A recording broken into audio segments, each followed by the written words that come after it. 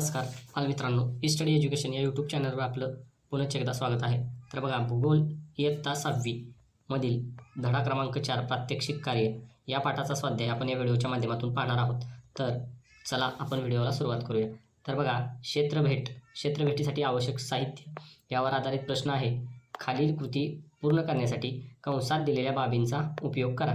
तर बघा, कंसात बरेच साधनांची नावं दिलेली आहेत आणि त्याच्या खाली वेगवेगळे प्रश्न दिलेले आहेत आणि कोणत्या प्रश्नाचं कोणतं उत्तर आहे ते आपण या व्हिडिओच्या माध्यमातून पाहणार आहोत. कृती आणि त्या कृतीसाठी आवश्यक साहित्य. तर बघा, पहिला आहे प्रवास करण्यासाठी. तर बघा, प्रवास करण्यासाठी आपण काय वापरणार आहे? वाहतुकीचं साधन. प्रवासासाठी वाहतुकीचं साधन कोणतंही असो ते आपल्याला आवश्यक आहे. बघा, दुसरा आहे खर्च.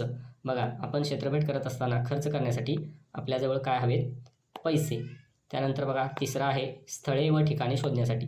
तर बघा, आपण क्षेत्रभेटला गेल्यानंतर वेगवेगळ्या ठिकाणांना भेट देणार आहे. ती ठिकाणे शोधण्यासाठी आपल्याकडे नकाशा असायला हवा.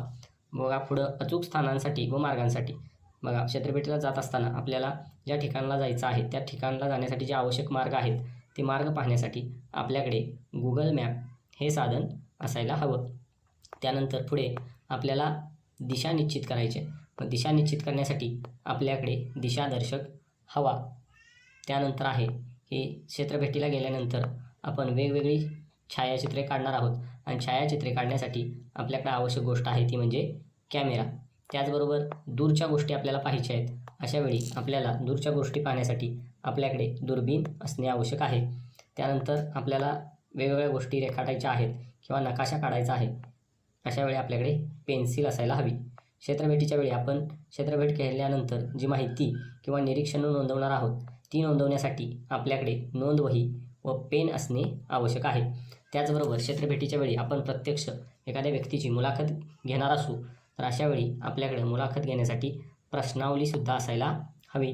त्याचबरोबर क्षेत्रभेट किंवा प्रात्यक्षिक कार्य करताना आपल्याला एखाद्या गोष्टीचे नमुने गोळा करायचे असतील तर नमुने गोळा करण्यासाठी पिशव्या व डबे आपल्याकडे असायला हवेत. त्याचबरोबर उन्हापासून आपलं संरक्षण करण्यासाठी आपल्याकडे टोपी असायला हवी. क्षेत्रभेटीच्या वेळी तहान लागली तर तहान भागवण्यासाठी आपल्याकडे पाण्याची बाटली असायला हवी. त्याचबरोबर क्षेत्रभेटीच्या वेळी आपल्याला किरकोळ दुखापत झाली तर प्राथमिक उपचार करण्यासाठी प्रथमोपचार पेटी आपल्यासोबत असायला हवी.